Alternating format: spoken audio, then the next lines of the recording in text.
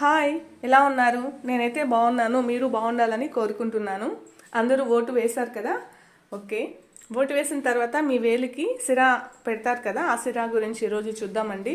భారత్తో పాటు ఇతర దేశాల్లో ఎన్నికల సమయంలో ఓటు వేసిన అభ్యర్థికి సిరా చుక్క వేయడం ఆనవాయితీ. 1962లో జరిగిన పార్లమెంట్ ఎన్నికల్లో మొదటిసారిగా బ్లూ ఇంక్ వాడడం మొదలుపెట్టారు.